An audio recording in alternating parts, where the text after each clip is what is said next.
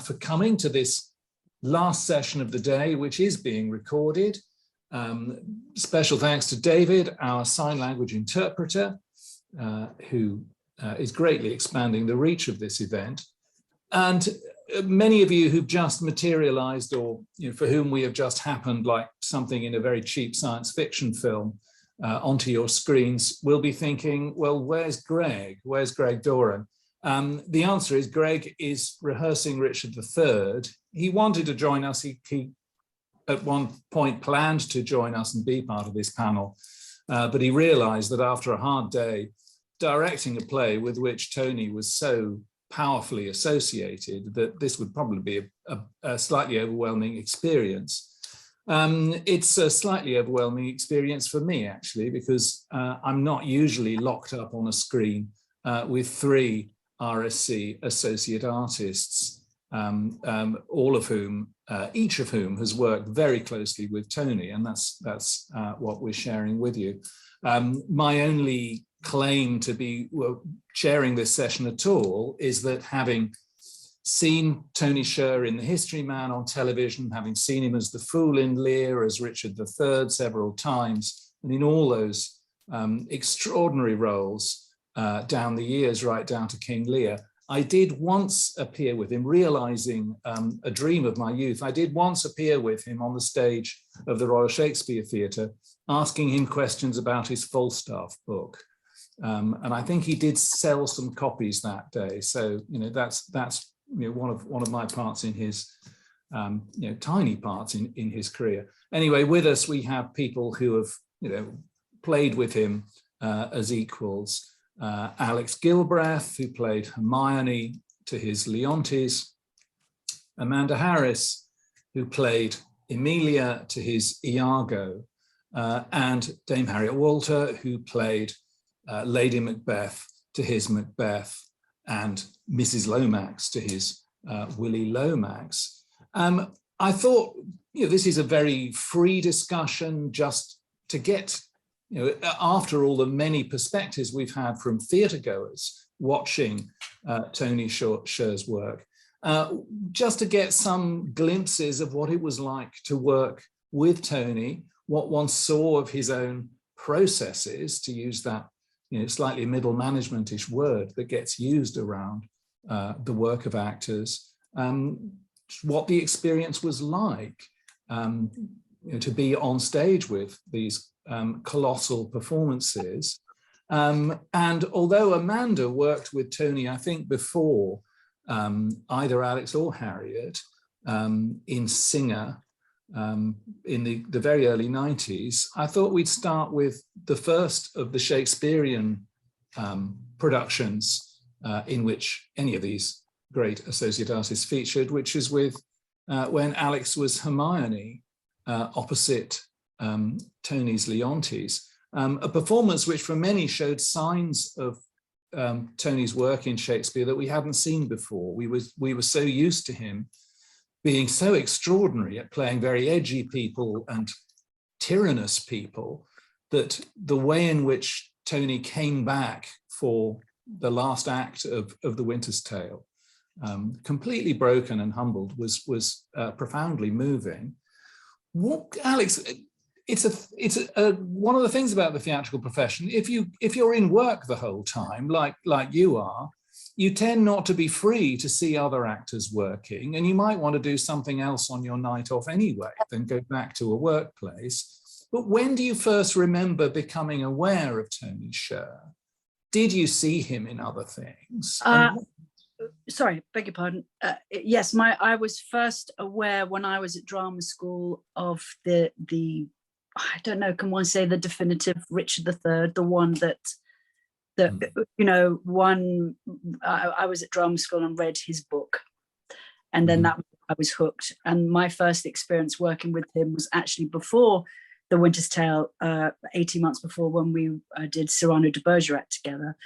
And I was a young actor. The first thing that struck me sitting there right on the first day of rehearsal were that colossal research that is there presented to you on the first day, the sketches, the work, the preparation, which I found inspiring, you know, and therefore being in a rehearsal with the first time, rather intimidating, because at that point, when you've been through that, you know, I've read the book at drama school, read Year of the King, and here you are in the same room, starting from scratch. I always found him very much. He starts at the beginning. It's all right. It's okay not to know everything. So, you know, no question is too stupid. And also, I mean, my experience of working with on Cyrano, I also was soon to discover how naughty he is, and how much fun he is to work with. That you have this is the antithesis of that sort of colossal research and the intensity of how prepared he is. And there isn't a moment on stage that isn't looked at and discovered. But also, sometimes you're working with an 8-year-old boy who. I think there was one time I had a rather bad sore throat, and I went in. I said, you know, how are you, Tony? I've got a bit of a sore throat. And he said, oh, come here. I have something for that. And he gave me this spray, and it sort of meant that it was fine, and I could go on stage. And there it was the first time that Roxanne and Cyrano met each other at the patisserie.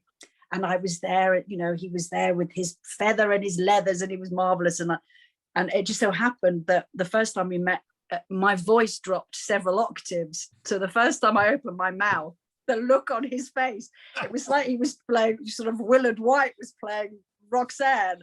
Honestly, I don't know how we got through it. He every time I opened my mouth, he found it hilarious. And just that night, Roxanne and Cyrano found their love was based on laughter. So it was that working, the how wonderful it is to be on stage with someone who is so always in the moment. So he said, if you find something funny or something fun, you just go with it. He was always present, always. Yeah. And as a young actor, you that can't be taught. You're there in the presence of others, and you receive that, and that's how you develop your skills as an artist, I think, by watching. And I learned so much from him. Did you emulate that, all those sketches and doodles and all that research? Was Year of the King part of something you decided you would take up?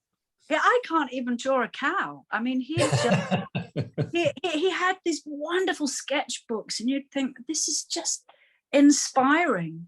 And it was such a wonderful, it was the one of right at the beginning, I think, of the Tony and Greg's collaboration. And then the next time, 18 months later, when we did The Winter's Tale, which was just such a superb production to be in. It was wonderful. And again, he was very generous. He and I mean, that wasn't, you know, we didn't find it funny at all. We took that play very seriously, and it was wonderful being on stage with him. Just wonderful. I loved every minute. Yeah. I remember that, well, you know, Harriet spoke so beautifully at Tony's funeral, and Greg managed a remarkable and very, very moving tribute. I was amazed he managed to do it. Yeah. But that emphasis on being in the moment, you know, Greg talked about, he said they met when they were both in Merchant of Venice. Greg was playing Salanio or Salerio. I'm ashamed to say, I can't remember without looking it up. And one night when Tony was dissatisfied with Greg and thought he was not in the moment sufficiently, in a scene where, you know, Greg was supposed to be pushing Tony around, Tony grabbed hold of him and dragged him all over the stage to sort of wake him up and you know, force him to actually, you know, be a bit more spontaneous. It's being on stage with someone whose modus operandi is, go on, I dare you.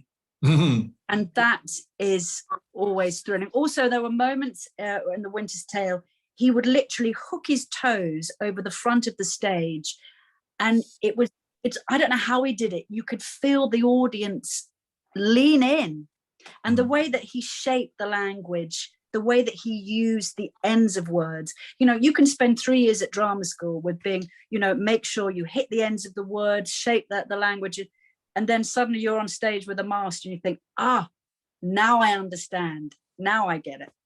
You know, when he talks about his wife being sluiced in his absence, and it used to give me goosebumps every time. It was a phoneme. He was amazing with sluiced and lute in the first speech of Richard. I mean, astonishing. Yeah. Harriet, did you see the Richard III? Yes, indeed I did. I mean, my story goes back to 1978. I first saw him in this play called Mozzle at the Half Moon Theatre, because I was very much involved in that area of theatre. And this man, I can smell it, see it, hear it right now. I can't remember the full plot, but you know, you just get this energy of this creation of this person you've never seen before or since, who seemed to come from a different world. And indeed, he was from a different world, really.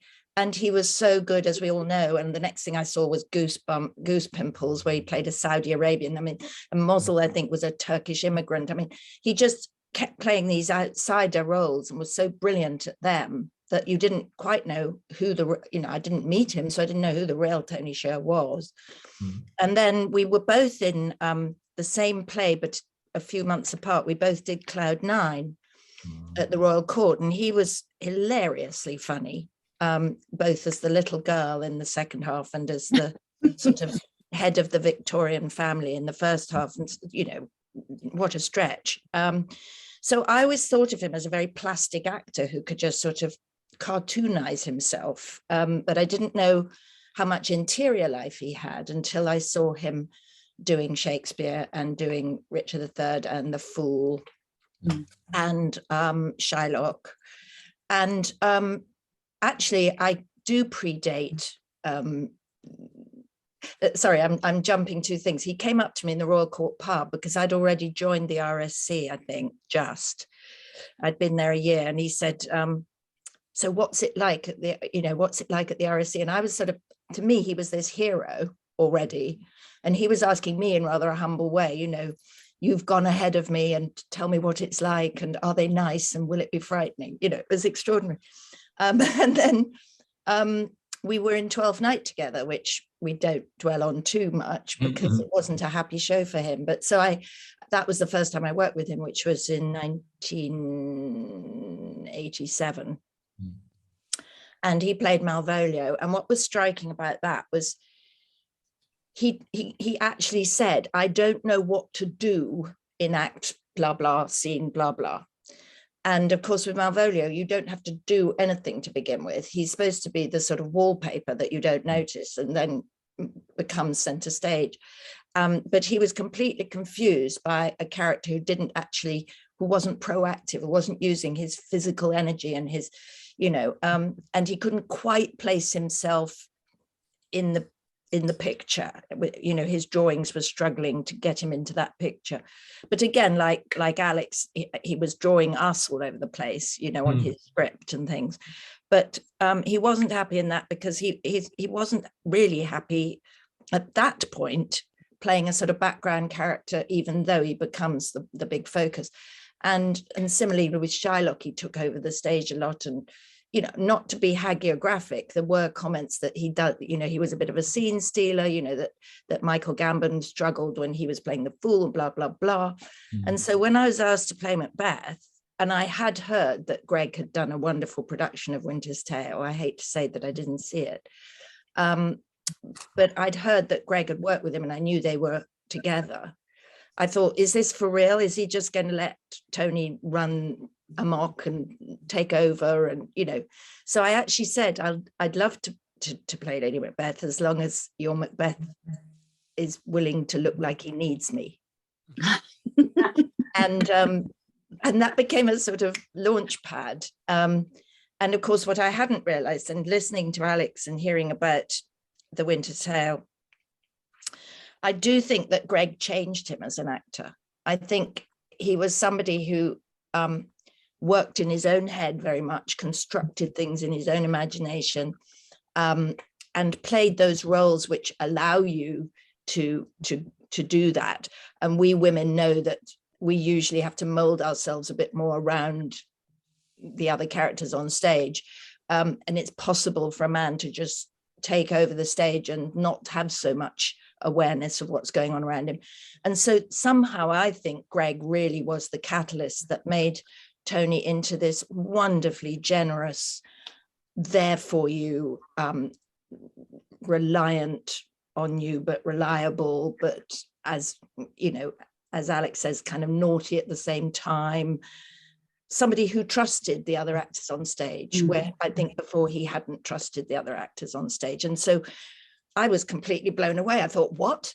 Tony Sher's turning his back on the audience and sort of focusing on me. What's going on? You know, I was beautifully surprised. And the same, only different with Salesman, with Death of a Salesman, where he was such a different character, but there was still this sort of, you know, if you want to reduce it, I was playing the loyal wife again, but to a very different creature. But yes, I mean, I loved the imagery, the drawings, which sort of exteriorize the internal process that actors go through of sort of visualizing somebody out there who is not me, and how do I get closer to that person, and how do I use me to fill that person and animate that drawing, you know. And somewhere in the middle you get this perfect balance moment, and you can see him sort of merging into the character in his drawings, and that is sort of what we all do, but we're not so capable of drawing it. But it is what we all do anyway, isn't it? You know, we sort of have this imagination of this character and then grow towards it. Yeah. No, those drawings, I mean, one of the odd things about reading Year of the King when you've seen the production is that the drawings do look like a sort of almost like a scientifically produced image of the energy of that performance. It was a sort of German expressionist, you know, he did, you know, embody these extraordinary images, which are sort of metaphors, and they're inside and they're outside, you know, it's internal, external at once. You're sort of in his head in those early performances. Amanda, did you see this transition in Tony's work yourself between doing Singer with him in the early 90s and doing Emilia, you know, more than 10 years later? Do you feel he changed? Yes, it's a really good point. I think it's absolutely true that he did, because so when I did Singer was in sort of 89, I think, was my second season at the RSC, and I hadn't really of course I'd heard of Tony Sher, but I hadn't read his book. I hadn't seen anything. I was very young, younger more than just in years. I was quite sort of naive in quite a lot of ways. And I found Singer, because it was all about him. It was epic, and it was all about this character, Peter Singer. But it was also quite intimidating because it was a very male production, and the body of the main plot of the play, although there were a lot of other women in the production, it was me and Mick Ford, Tony Sher, Terry Hands directing it, and of course Malcolm Story. So it was a little gang of us, and it was very male dominated, and they all had history with each other, and it was very intimidating and very serious, until Tony revealed his very wicked sense of humor, which completely put me at ease, because that's sort of how I operate, is in that area of fun and playfulness. And that we had an instant connection. So there were many stories of how, I want to say sort of badly behaved we were. It was a dangerous fizz that we had. I think everybody knows what I'm talking about. Yeah. Please do spell it out. Which we brought to the stage, and it was, I think it gave the action danger, which was very, I don't think I'm reframing what we did, but it was exciting, and it was he made me feel all right about being that kind of person who was playful, because see how serious he was, how committed he was, and at the same time you can let out the beast. So that was wonderful. And then we did Travesties together, which was sort of like 4 years later after that. So then when I came to Othello, which was 10 years probably after Travesties, we hadn't seen each other. We hadn't worked together. We had seen each other, but we hadn't worked with each other. And it was like coming back into the rehearsal room on day one and seeing your best school friend that was naughty at the back of the room. I wish I'd been there. Oh my goodness. So I walked into the room and we didn't really talk much about Amelia and Iago, because we kind of didn't need to, because our safe ground was the fact that we had this chemistry with each other. And I walked in and I said, I don't know why I said this. I called him Mr. Filch and he called me Mrs. Filch, and that was stuck. And the first night card from him was to my lovely Mrs. Filch. But it became our name and it was our giggle place. It also meant that on stage we could be very horrible to each other and very exposing and raw, because we knew that I saw him before the show, every show. I would go into his dressing room and have a chat and we'd have a laugh. And I don't know, for some peculiar reason, sometimes we pretended to be horses together. No idea, but it made us laugh. So there we go.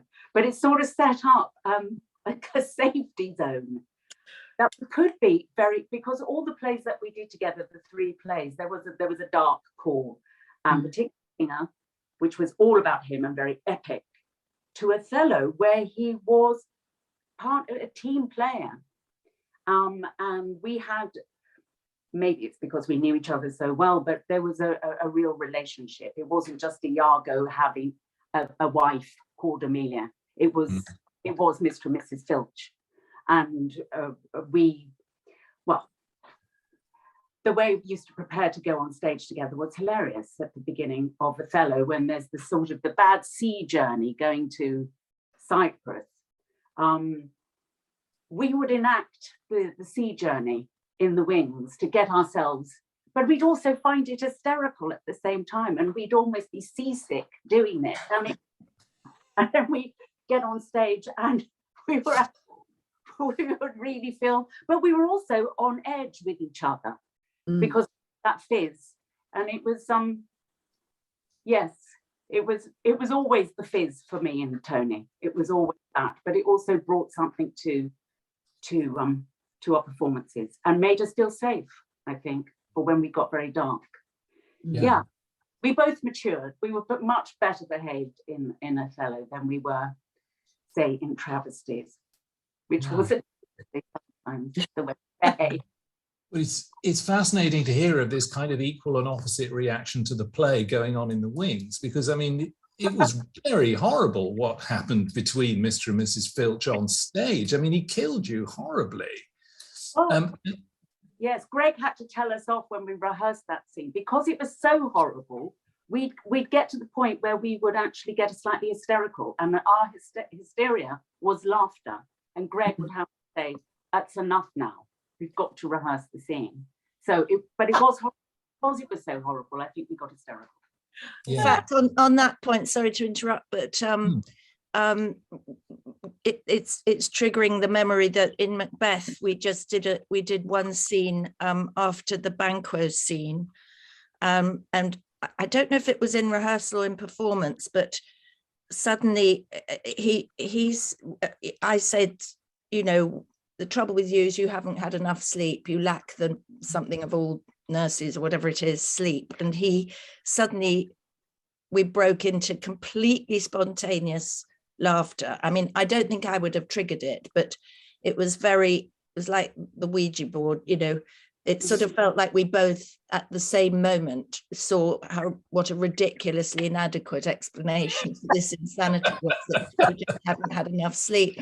And we got totally hysterical, but in a really frightening lunatic way. And decided to keep it in. I mean, I don't know whether we actually talked about it, because I think we were quite nervous during Macbeth. I don't think we did have a lot of sort of banter and playfulness, actually. I think we were both quite frightened of the play, right, and frightened of what it unleashed in us. And so the laughter was a real release for the actors, but also it seemed to be a very credible release for the characters. And I don't know, it was quite an earnest time. I'm just sort of countering your giggly times. I think our time on that was pretty earnest. I mean, the one joke was, we were playing back to back at the Swan in the main house. They'd got The Lion, the Witch and the Wardrobe. And he was very good at protesting, wasn't he?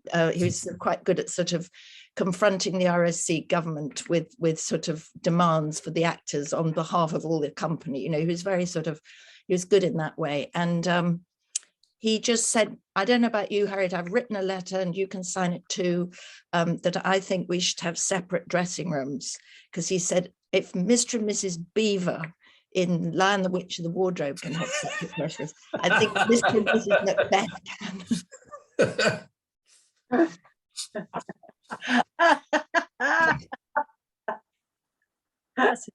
Yeah, an indisputable point, surely. So, Alex, how was the atmosphere around The Winter's Tale? Or because you're rehearsing with slightly different lineup for the first three acts and for the last act, did that make a difference? Well, yes. I mean, I also think that the Lion, the Witch, we were also rehearsing with the Lion, the Witch. That we had the same company, so that our rehearsal period for The Winter's Tale seemed to go on for about 4 years. You know, because you know, when the same company are rehearsing two plays, majority of the company are working really hard. They're, you know, working 10 o'clock till 10 o'clock at night rehearsing both plays. Whereas if you're only just the one, there might only be one scene that you can rehearse. So myself, Tony, and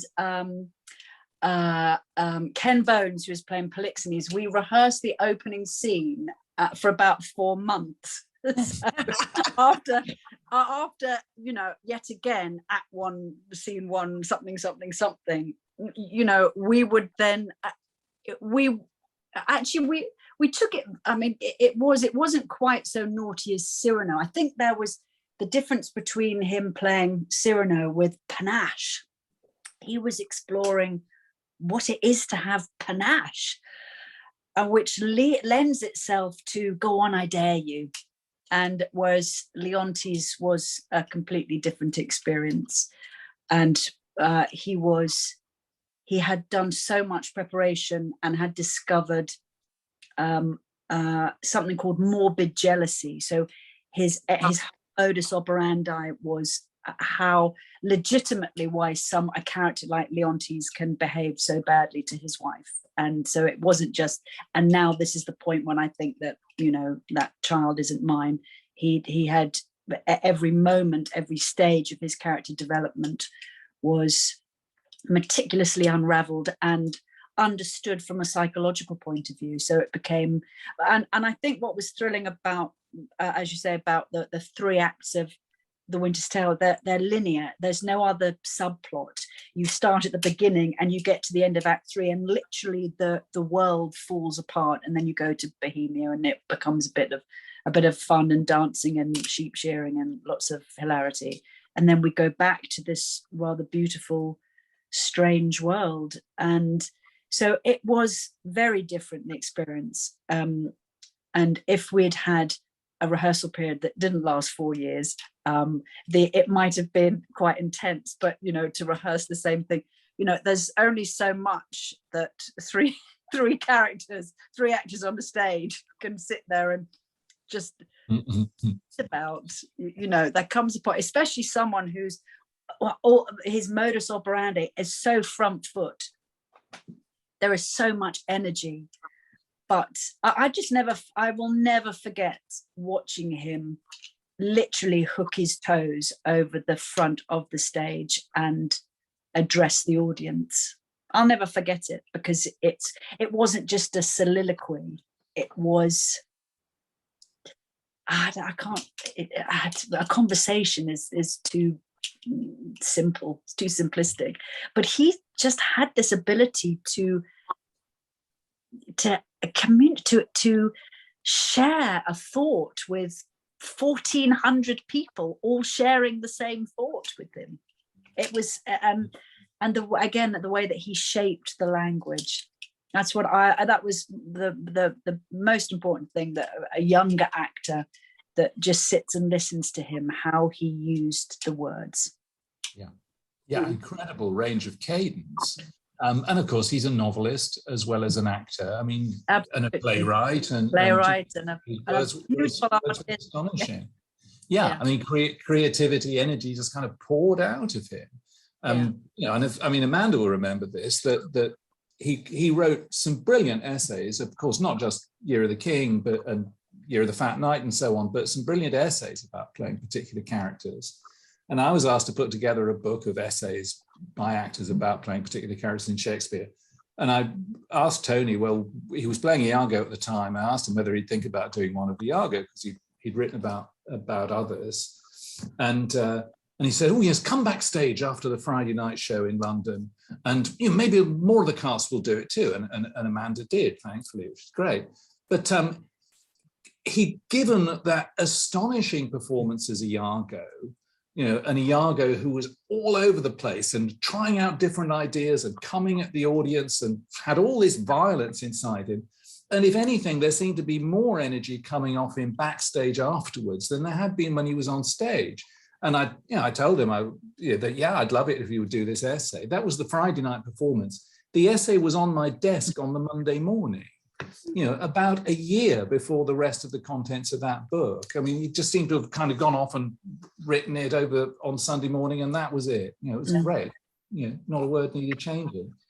Did any of you ever see him express or show any sense of a lack of confidence in what he was doing or in what he wanted to do?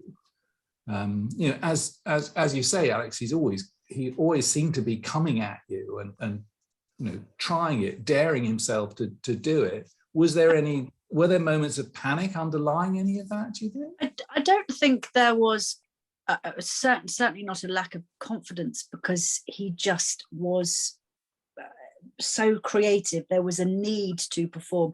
Doesn't mean to say that, as I'm sure my two friends here will, you know, that actors can be fearful as that, and I don't think I don't think I would disparage him saying he wasn't without fear, that there were times when you think, I just genuinely don't think I can do it tonight. And there's no rhyme nor reason. And you know, because also fatigue, you know, when you've been doing Othello and playing Iago for 8 months, day and day, you know, however long, and that sometimes there is just a sort of an emotional fatigue.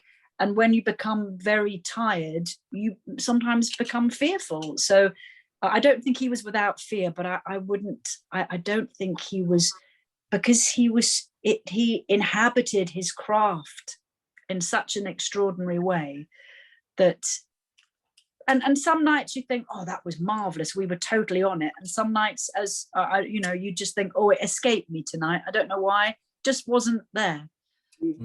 But you would never know that, because he did express always, I mean, in his writings about his early experiences and coming to England, and he did express the sense of feeling an outsider, of sort of feeling that he hadn't really got a right to be here.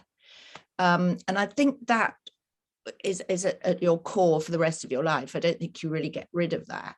And it might well be the sort of creative springboard for what you know, his urge to keep you know, keep on top of his game and think. I don't think he was fearful of people's opinions, and it's an odd place to be, because I think it was an internalized sense of sort of you know, not feeling he was part of the general thing. And he wasn't. He was different. He was separate in the best possible way. but I don't think that feeling ever left him. So I don't think he was I never felt he was really at ease. I always felt there was some sort of little worm going in his head all the way through, even though, he had all the resources of placating that worm, and used them. But that's different from not feeling you can do it. I think he was pretty, but he never did the same thing twice. So it was always an experiment. It was always I've got this idea, but whether it'll come off, I don't know. Yeah. I think a little bit with travesties, we all felt that, I think we all felt it, that maybe we couldn't do this at the beginning. And it was quite interesting to see Tony feeling a little bit like that, because I'd never seen him like that before in Singer. And of course, his superhuman energy got us through. And of course, it all came together, and he was absolutely brilliant in it. But there were some early days which I'd sort of forgotten. Just Michael asking that question made me think, oh yes, no, there was a little bit of a struggle and insecurity about Henry Carr in Travesty, but it didn't last long. But we all felt that because it was an incredibly tricky, complicated, and intellectually massive play. Well, it was a surprise to think of him doing Stoppard, because you don't think of him as doing English drawing room comedy, which is what that play requires and is based on and plays games with. And there's that phrase he uses in Year of the King about him not being a golden-voiced Shakespearean. And in a way, his gift was to, as you've all said, to come from somewhere else, to disrupt that, and often to provoke standard golden voice Shakespeareans into doing something much more interesting and much more raw in response to what he brought. Did he ever express trepidation, or did he ever say to you, well, I'm not sure that what I've been trying to do in this scene as Iago maybe is working or is getting there, or was it? No, would he not have said that? I mean, it was, as I said before, it was quite interesting. We didn't really, I don't have a memory of us having long discussions about their relationship. Yeah. We knew what was going to happen. I think it was quite interesting. I had been offered Amelia a few years before at the RSC, and I turned it down because it didn't feel right. So when Greg rang me up and said, would you like to play Amelia with Tony? I was like, but that's why I turned down the other one. This is the right one to do. And thank heavens for that. And I think Greg purposely cast me as Tony's Amelia because we knew what we were going to be doing. So we felt very comfortable with what we were going to do. We just got on with it and used our relationship, which was very comfortable with each other and very giggly and very fun, but used that as our safety, as our launch pad, really, for being incredibly horrible to each other and despising each other, but sort of loving each other and hating each other at the same time. So no, we never had any discussions like that. We loved being horrible to each other, and he loved killing me. He did it awfully well, certainly very conclusively. And Alex, Winter's Tale's quite early in among productions in which Greg directed Tony, and Cyrano was the first one, wasn't it? I mean, how did they negotiate the potential problem of one of the actors being married, legally, as soon as it became possible for it to be legally married to, the director? Well, during Cyrano, if there was a heated debate between said leading actor and director, I found something very important to do at the back of the room or my shoes were very, oh dear. But by the time it came to The Winter's Tale, I got stuck in there. Sort of right, okay, this argument might involve me, so I'm not. And I think at that point they had they'd had a shorthand of how to work with it. You know, there was they would book a time. I'd like to discuss this scene. Okay, well, we'll talk about it at 8 o'clock at night when we've had supper. So there was a way of discussing something that they could both talk about, and they didn't just sort of bring it one row from I don't think you should do, or you know. So it became much more bearable, you know, for both of them, so that the work-life balance was successful. Otherwise, I think it would. Whereas Cyrano, it got a bit heated, you know. One was no, I don't, and that was fun, but it was the beginning of such a wonderful creative partnership that I suppose it has to find its feet, and it was fun to be present of that. But I wasn't really aware of what I was being present of. You know, it was just the director and the leading actor having a disagreement, and that happens. So I mean, it was. I learned to, as my later experiences, I learned to deal with it if there was a disagreement. I didn't suddenly find my shoes so interesting, or I must find that pen in the bottom of my bag. Yeah, I got stuck in there and stood there with them when they were having the argument. Yeah. Harriet, do you remember them having interesting interpretations? You just triggered a little memory of.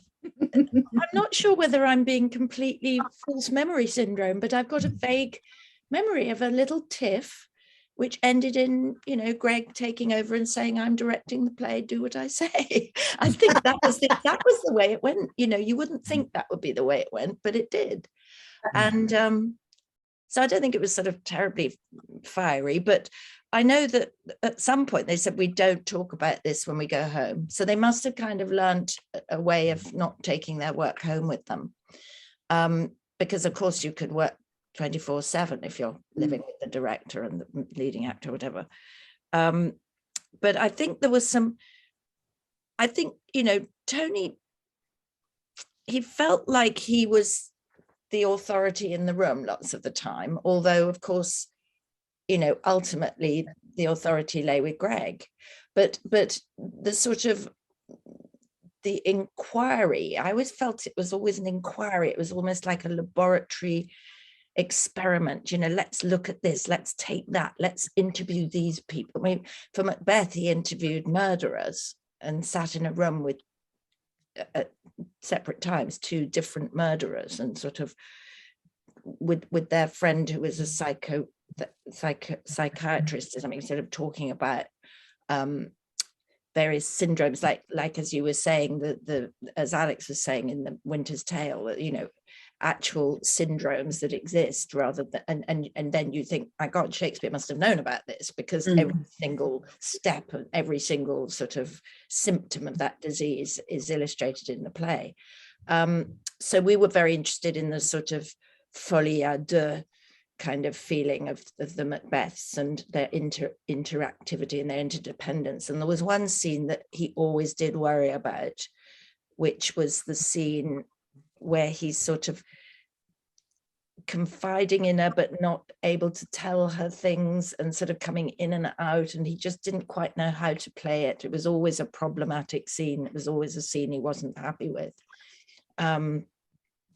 Sort of after he'd been crowned king and things aren't going, and he's still not feeling good, and she's expressed exactly the same thing to the audience, but in a private soliloquy, and then pretends not to know what he's talking about. And so the audience can see there's a disjoint suddenly happening, and they're cracking up.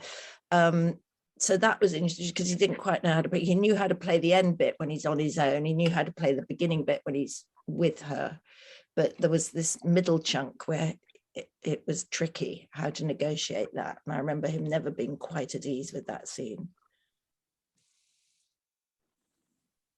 Were you ever frightened by him? Any of you?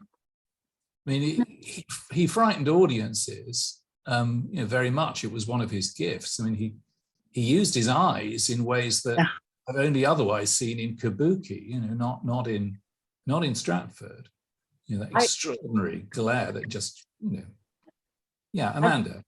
I loved his power. I loved his vocal energy, which I found exhilarating to be on stage with him and to rise to that music. But I never found him frightening. I just found him a force that you had to. I wanted to rise to him. Yeah. I mean, I found it, as when I first worked with him, being, about 20 years younger, his presence is intimidating, but you're right. You just want to follow in his slipstream, wherever you go, I go. And I found him, it was inspiring to be on stage with him. So I always wanted to, not match him, one can never match him, but just the activity of wanting to be on a level with him. It took your entire being, that's what I found. Not so much, I think I'd found my feet maybe with The Winter's Tale. I found it was much more balanced, but the first time it was, and then we found, when sort of you're in rehearsals and one of those happy accidents happen, and I was playing the final scene when Roxanne discovers that, she'd been in love with Cyrano all along. And I don't know why, I got so angry with him. And I just was, how could you possibly do this? And we were doing the scene, and I looked at him, he looked at me, and afterwards he went, "Oh, that was great. Wasn't that well? I really enjoyed that." And I turned around to Greg, absolutely sobbing, and he went, "Okay, I don't want to talk about the scene, but that's how to play it." So there were moments where just being with him, you suddenly sort of, I felt I expanded myself. If that's not brilliant English, forgive me, but I felt I was stretching out creatively, and that, again, the modus operandi, go on, I dare you, go on, Alex, go for it. And that's when you have license to expand yourself into places that maybe you weren't aware that you had access. You can't ask for more. That's why we do it. I remember being a little bit not frightened of him, but certainly in rehearsals of Death of a Salesman, I felt very inadequate at moments, and like not up to the task, and sort of that I was letting him down, because in rehearsals, I mean, I think when we got it up and running, I'd caught up, but he'd had a lot of preparation time and practically knew all his lines and set out really knowing who Willy Loman was. And it was just a very bad planning accident. The day of the first read through was the press night of another show I was doing. So for the entire rehearsal period, I was playing another play at night and on certain afternoons. And it really set me back from the point of view of learning. And Arthur Miller's quite difficult to learn, actually. His rhythms are quite difficult to learn. And I was just so wrapped up in my own anger at myself. And I could see, and there was this sort of, Tony was being so patient. And that made me feel even worse about being so irritated myself and so uptight. And he was like solid.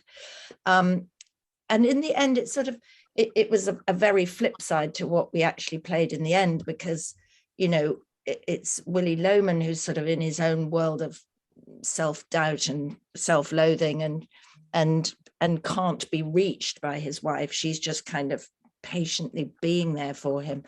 And I think that was the thing, that you'd look in his eyes, whether, and whatever, I'm sure we all agree, you'd look in his eyes and he's there. Mm-hmm. So you've got to be there as well.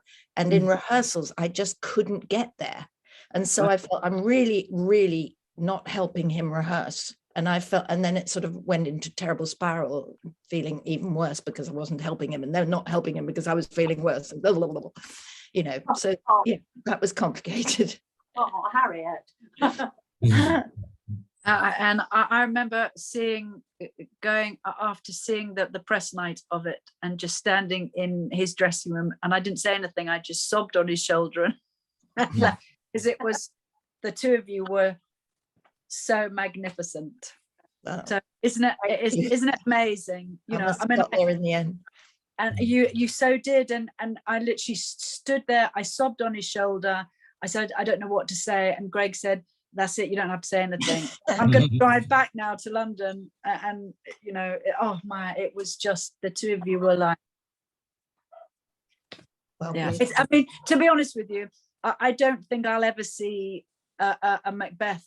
The two of you, I never see it. When I saw that, it was like, well, I don't need to see that play ever again. Oh, great, thank you. Because it's just magic. I think that, you know, that wonderful collaboration that you know, with the you know, the three of us, how privileged to have the collaboration between those two, and to be part of that. You know, not all the time, but you pop in and you watch the collaborations, and you see the collaboration with you, Amanda, and you, Harriet, you know, and then the two of them, it was sort of something. I wonder if you know, will we see that collaboration?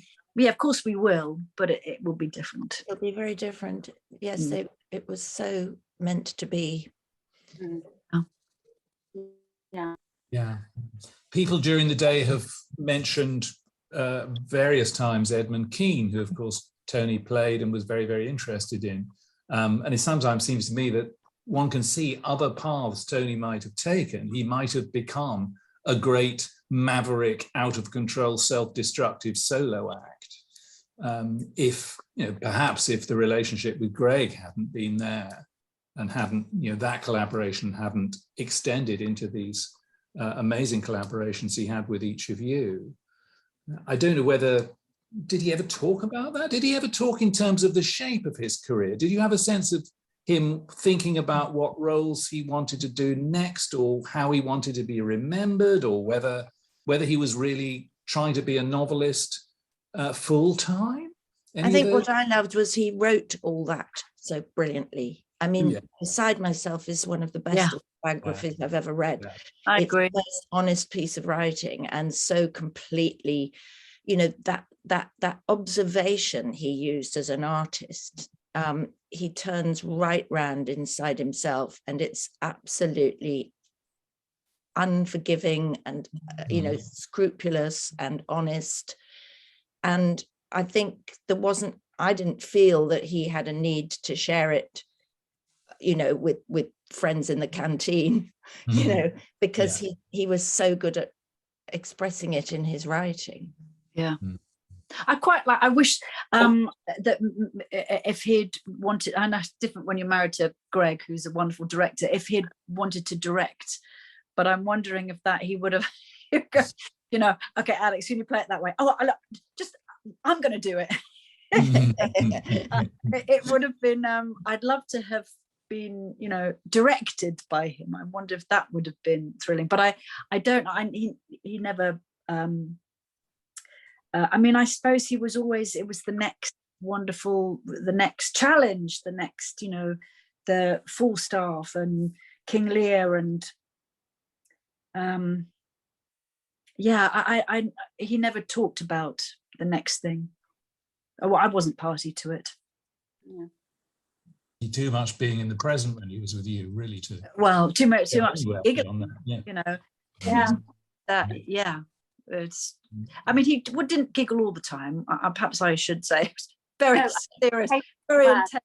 But that if suddenly, and he said to Alex, if you've got that awful moment when suddenly, you know, you want to laugh or you're corpsing, he said, you must just let it out. That happens. That's the moment. So I found that inspiring. He was absolutely in the middle of the moment. And that's what we try and do. That's what we train to do. It's what we, you know, you don't want to get ahead of yourself, and you don't, but he managed just to keep it right there and then. I'm almost disappointed now that I didn't see a performance of That Winter's Tale in which Hermione burst out laughing in the middle of the trial. No, I did not. No, I did not. That took that very seriously. But Sir Arnold de Bergerac, because I wanted to have as much panache as he had. Yeah. Yeah. Fun. Man, did you feel your work was permanently changed by working with Tony? Oh, the one thing I will say about working with Tony, hand on heart, is that I had the most joy with him on the stage and off in the wings and in his dressing room than I have had with any other actor. We just were like children together, serious children. There was a real fizz, and I mustn't well up, but it was the most joyous time. I loved working with him. I adored him. Yeah. Harriet, how about you? Did he change me? Yeah. Undoubtedly. He didn't let you get away. I mean, not in a frosty way. You know, you internalized the standard that he set, and it was a. I mean, it was a case of rising to a level that you thought you might not be able to make it, but that kind of daring has stayed with me, that said, leap out there and, you know, something will come out that's more interesting than if you planned it very, very carefully. And that doesn't mean you don't do your homework, but it's just that sort of, I think he influenced me in that way. And also just, you know, how much value there is in certain kinds of research and certain kinds of demands. You know, I'm still not terribly good at making demands, and he had no fear of sort of, you know, what someone like me would sort of, people pleasing, you know. He would say quite straightforwardly, never made a bad demand, but they were still demands that were quite tall orders. And I remember him saying, you know, we can't rehearse this scene until we know what it's like to touch real blood, and he said, and I'm sick of seeing actors running around stage with sort of plastic knives and, you know, playing with them as though they didn't, you know, they weren't deadly weapons. So we're going to do one rehearsal with sharpened daggers and real blood. And we did it just for one evening. Did I ask who provided the blood? No, I'd be telling you. No, some poor dead sheep, I think. But anyway, it was the real thing. And that sort of demand, that sort of, I mean, I still haven't sort of quite got there, but just sort of realizing that in some cases that is our responsibility to get things right. Because now if I see people sort of playing around with knives on stage and not treating them with the reverence they Should be treated with, something in me goes, do your homework, you know. So he really brought that standard out in me, I think. Well, bless him for doing so. We're out of time, I'm afraid. It would be nice to all be in one dressing room or all on a stage with, you know, and drink toasts to Tony Sher. Oh yes. For a long time. You know, it was great for you on stage, and you know, it was wonderful out front as well, I tell you. And you know, I don't think anyone who saw those shows is going to forget them in a hurry. Thank you very much for joining us. And thank you very much to those who are watching on screen, and I hope you'll come back for some more of the events later on in this series. They will not be able to hear you, but please do applaud you know, these great, you know, sparring partners and colleagues of Tony's, Alex Gilbreath, Harriet Walter, and Amanda Harris. Thank you. Thank you. Thank you.